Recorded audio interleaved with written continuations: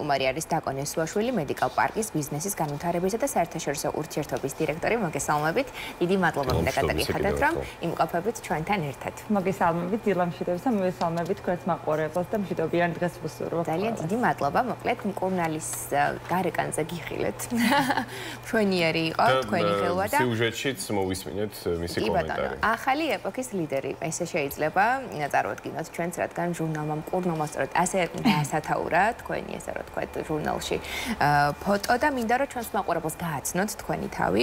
ზოგადად როგორ მოხვდით ამ სფეროში? საიდან იწყება ისტორია და ჩვენ ვისმენთ კომენტარებზე, სადაც ამბობენ, რომ სამედიცინო სფეროს წარმომადგენლების უკან ზუსტად თქვენიერი ადამიანები არიან, რომლებიც მათ ამაგრებენ ზურგს უკან და უწყობენ ხელს მათ განვითარებას. ამიტომაც გისმენთ გულისწყობით.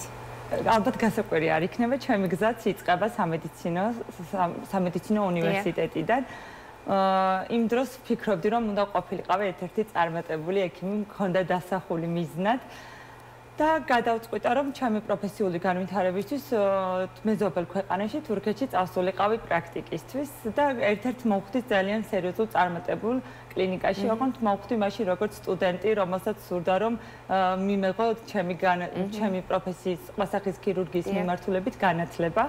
ასე დაიწყო ჩემი ურთიერთობა ამ კლინიკასთან, თუმცა შემდეგ, როდესაც უკვე აღმოჩნდი საზღვრებს გარეთ, მივხვდი, რომ საქართველოსთვის ექიმობაზე მეტად, იმიტომ რომ ჩვენ ყავს ძალიან კარგი ექიმები, საქართველოს არის ძალიან დიდ, ასე ვთქვათ, ბუნებაში, რომ ყავს ძალიან განათლებული ჭკვიანი ექიმები და მივხვდი, რომ საქართველოში დამემკვიდრებინა თავი, ამისთვის ყველაზე კარგი გზა იქნებოდა გავყოლოდი მენეჯმენტს და თურქეთში, როდესაც ვნახე მათი მმართველობა, მივხვდი, რომ კლინიკას არ ყოფნის მარტო წარმატებული ექიმი და მცოდნე ექიმი, მას ასევე სჭირდება ძალიან წარმატებული, კარგი მენეჯერი, რომელიც ამ ყველას ზუსტად ექიმის უკან იდგება კარგი მენეჯერი, რომელსაც ამ ყველა პროცესს წარმართავს კარგად და გამომდინარე აქედან გადავწყვიტე, რომ ბედი მეცადა მენეჯმენტში, ჩავაბარე უნივერსიტეტში, გავიარე მაგისტრატურა სამედიცინო მენეჯმენტში თურქეთში.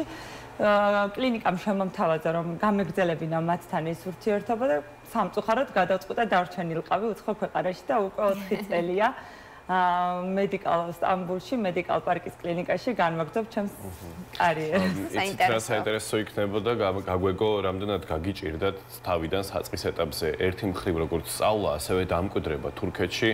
არ ვიცი, თურქული ენა იცოდით მაშინაც და ასე პირველად როდესაც ჩავედი, რა თქმა უნდა, არ ვიცოდი თურქული ენა, ინგლისურად მქონდა კომუნიკაცია, თუმცა იმ პერიოდისთვის ეს არის დაახლოებით 2013-2014, როდესაც მე პირველად თურქეთში წავედი, უჭირდათ ყველას ინგლისურ ენოვან საუბარ და აქედან გამომდინარე გადავწყვიტე, რომ მე უნდა მესწავლა თურქული, რომ თუ მინდოდა რაიმეს მიმეღწია ამ ქვეყანაში, ვისწავლე ენა. რა თქმა უნდა, არ იყო მარტივი, ეხლა უბრალოდ ძალიან მარტივად ვსაუბრობ იმ პერიოდზე, მაგრამ უცხო ქვეყანაში, ეხლანდელი გადმოსახედიდან იმ უცხო ქვეყანაში ზოგადად უცხოელმა დაიმკვიდრო თავი, უკვე აქ იწყება ძალიან დიდი პრობლემა, იმიტომ რომ ყოველთვის რჩები როგორც უცხო ქვეყნის მოქალაქე და არ ხარ მათი ქვეყნის მოქალაქე. მაგრამ მე ვიტყოდი, რომ აღმოჩნდი ძალიან კარგ დროს, ძალიან კარგ ხალხთან, რომელმაც ანუ ვფიქრობ, რომ ეს არის ჩემი გამართლება, შემამჩნიეს და შემიწყეს ხელი, რომ არ ყოფილიყო მედიკალ პარკი, რომ არ დაინახა დირექტორს და გვერდში არ დამდგომოდა, მე დღეს როგორი წარმატებულიც არ უნდა ყოფილიყავი, დღეს ვერ მოვიდოდი, არ იყო მარტივი, მაგრამ მედიკალ პარკი ბევრჯერ ვახსენეთ და მოდით მაყურებელსაც აუხსნათ თქვენი კლინიკის შესახებ ინფორმაცია მივაწოდოთ, რით არის გამორჩეული, რატომ უნდა მივიდეს პაციენტი ამ კლინიკაში და ზოგადად რამდენად მასშტაბურია თქვენი კლინიკა ეს. და ასევე სანამ რომ ეს კითხვის უპასუხებს, თქვენ ახსენეთ მენეჯმენტის განსხვავებული, ესე რომ თქვა, მიდგომები და აი ამაზეც რომ გითხრათ, რა არის იქ განსხვავებული, აი ამ კუთხით, რომ ჩვენც გქონდეს ინფორმაცია. კონკრეტულად თქვენს კლინიკაში ხო? კი ბატონო, ჩვენი MLPK არის ჰოლდინგი, რომელიც მოიცავს დაახლოებით 40-მდე კლინიკას თურქეთში და თურქეთის საზღვრებს გარეთ. აერთიანებს ორ ბრენდს, ეს არის ლივ ჰოსპიტალი და მედიკალ პარკის კლინიკები. თურქეთში 17 ქალაქში არის მედიკალ პარკის კლინიკები წარმოდგენილი, ასევე საზღვარგარეთ 5 ქვეყანაში ვიმყოფებით. ერთ-ერთი ყველაზე უძველესი და უმსხვილესი კერძო სამედიცინო ჰოლდინგი გახლავთ თურქეთში. და აქვს აბსოლუტურად ყველანაირი მიმართულება, არის საუნივერსიტეტო კლინიკები, აფილაცია აქვს კლინიკებს, ასევე გვაქვს აბსოლუტურად ყველა სახის მიმართულება და რაც მთავარია, ყველა კლინიკა არის GCA აკრედიტაცია, ანუ ევროპისა და ამერიკის აკრედიტაცია გავლილი, რაც გულისხმობს არა მხოლოდ პაციენტის მხოლოდ მკურნალობას, არამედ მენეჯმენტური თვალსაზრისითაც მას აქვს აღიარება საზღვარგარეთის მიმართ. რაც შეეხება რაც ვისაუბრებ მენეჯმენტზე, ეს არის სიახლეებთან აწყობილი. ყველა სიახლე, რაც შემოდის მენეჯმენტის მიმართულებით, იგეგმება ჩვენს კლინიკაში, ინოვაციებს გვთავაზობს და ერთი გუნდი შეკრულად. არ არის ეს მხოლოდ ექიმი ან მხოლოდ დირექტორი, ან რა. გუნდი მუშაობს ამ ყველაფერზე. სწორად დაგეგმილი მენეჯმენტი ვფიქრობ, რომ სწორი გასაღები არის კლინიკის წარმატების. გვაინტერესებს ასევე, რატომ იდის უფრო მეტად ქართველი, ესე რომ ვთქვათ, ჩვენი საქართველოდან ძალიან ბევრი ადამიანი სწორედ თურქეთში სამკურნალოდ.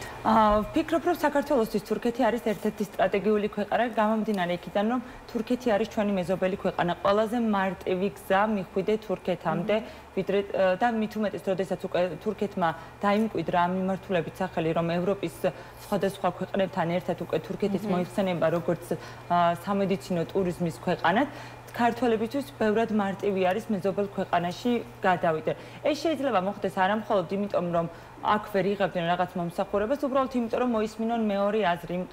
ძირითადად ეს პაციენტები არიან ონკოლოგიის მიმართულებით. ვიცით, რამდენად მძიმე თემა არის ონკოლოგია, როდესაც იგებს პაციენტი ეძებს რაღაცა გამოსავალს.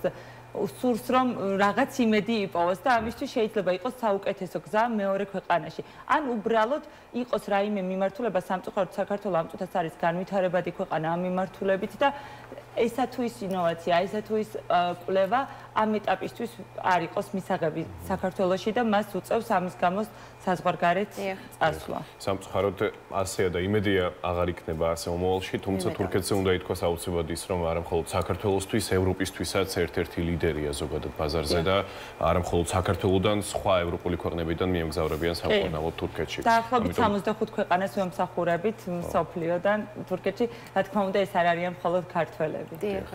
და მოდით ახლა უშუალოდ იმ ღონისძიებაზე ვისაუბროთ, რომლის შესახებაც სიუჟეტი ვნახეთ ცოტა ხნის წინ და იქ თქვენი კომენტარიც მოვისმინეთ.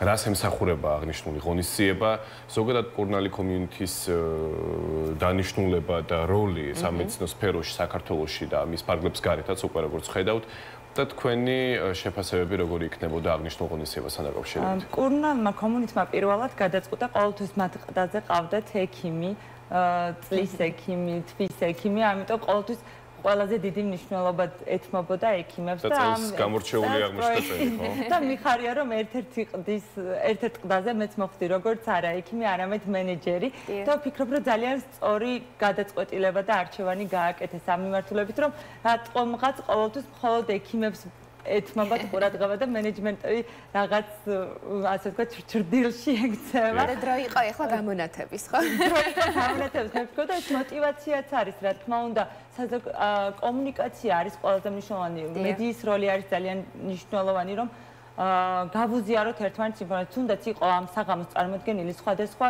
საქართველოში წამყვანი კლინიკების მენეჯერები. და ძალიან კარგია, როდესაც ხდება აზრთა გაცვლა, ინფორმაციის გაცვლა. და ჩვენ გქონდა საუბარი ასევე მე როგორც უფრო თურქეთის მენეჯმენტის გამოცდილების მიმართულებით, თუნდაც ორ ქვეყანას შორის მენეჯმენტი. ეს არის ყველაზე ვფიქრობ ყველაზე მნიშვნელოვანი, როდესაც ინფორმაციას უცვლით ერთმანეთს. დიახ, და აი მინდოდა და მეკითხა აი სამედიცინო ტურიზმის შესახებ საქართველოს და თურქეთს შორის თქვენს როლზე და ზოგადად რას ისურვებდით? სამედიცინო ტურიზმი ამ ეტაპზე როგორც ვთქვით, ეს არ არის მხოლოდ პაციენტის გაყვანა საქართველოდან. ეს არის რა თქმა უნდა ორმხრივი მეთოდი, ეს არის როგორც გაყვანა, ასევე შემოყვანა, მე ვფიქრობ. ძალიან საქართველოს მე ვფიქრობ, რომ სტომატოლოგიის მიმართულებით დღეს ეს უკვე განვითარებული აქვს და ძალიან გამიგია და ვიცი, რომ ძალიან ბევრი პაციენტი შემოდის სტომატოლოგიის მიმართულებით საქართველოში და ვისურვებდი, რომ ძალიან უახლოეს პერიოდში ჩვენ არა სხვა ქვეყანაში წავიდეთ სამკურნალოდ პირიქით, ჩვენ ვიყოთ ის რეგიონის სხვებისთვის, ვინ შემოვლენ და ჩვენც ძალიან, იმიტომ რომ გვაქვს ძალიან კარგი გეოგრაფიული მდებარეობა, ყველაფერი გვაქვს იმისთვის, რომ ვიყოთ ჩვენც სამედიცინო ტურიზმის წამყვანი ქვეყანა და ვიმედოვნებ, რომ ეს რა თქმა უნდა შეიძლება არ იყოს დღეს, მაგრამ მომავალში თუნდაც მე დავბრუნდები საქართველოში და ზუსტად ამ სამედიცინო ტურიზმის ან მენეჯმერის მიმართულებით მე ვისმუშავებ საქართველოში. ეს ძალიან კარგი მოსასმენია ზოგადად წარმატებული ადამიანებისგან, რომლებიც სხვა ქვეყანაში არიან უფრო მეტად წარმატებულები, რომ მათ აქვთ სურვილი ჩვენს ქვეყანაში დაბრუნების, სწორედ აი აქ განავითარონ საკუთარი გეგმები და მიზნები. მაინც თქვენი ესეთი სამომავლო ფიქრები და მიზნები რა არის ჩვენს ქვეყანასთან დაკავშირებით, თქვენი პროფესიის კუთხით და მიმართულებით? გეგმებს სიმართლე გითხრა არასდროს არ ვაწყობ, რომ მგონია რომ რაღაც რასაც გეგმა ისი არ ხდება როგორც გინდა, თუმცა იმის მჯერა რომ თუ რაღაცას დაისახავ მიზნად, ის აუცილებლად გამოგივა, აუცილებლად უნდა გქონდეს მიზანი. წასვლის დღიდან ყოველთვის ვამბობ, რომ აუცილებლად დავბრუნდები საქართველოში. დღესდღეობით ჩემი მიზანი არის ეს, რომ ერთ დღეს მე დავბრუნდე და ვიყო შემდგარი ჩემს ქვეყანაში და არა მის საზღვრებს გარეთ. ძალიან დიდი მადლობა მიგიხართ აი ამ ემოციებისთვის. იმის გამო რომ მაგალითს აძლევთ იმ ადამიანებს, ვისაც შეიძლება ამ სფეროში შეიძლება სხვანაირად ქონდათ დასახული მიზნები, თუმცა საბოლოო ჯამში სულ სხვა გზით იპოვა წარმატება და ეს წარმატების მაგალითი უნდა იყოს ბევრი სხვა ადამიანისთვისაც, არა მხოლოდ სამედიცინო სფეროში, მე ესე ვიტყოდი, ასე რომ კიდევ ერთხელ დიდი მადლობა იმისთვის, რაც საკეთებთ და წარმატებებს გისურვებთ. ამით შეიძლება უკვე ჩვენ დღევანდელი პალიტრა დავასრულოთ, მაგრამ ვიდრე დავასრულებთ ჩვენს დღევანდელ პალიტრას, კიდევ ერთხელ შევახსენოთ ჩვენს მაყურებელს, რომ ჩვენი გადაცემის მეორე ნაწილის სტუმარი გახდათ დაკონე სუაშვილი, მედიკალ პარკის ბიზნესის განვითარებისა და საერთაშორისო ურთიერთობების დირექტორი, კორნალი კომიუნიკის ღონისძიების შესახებაც ვისაუბრეთ მასთან.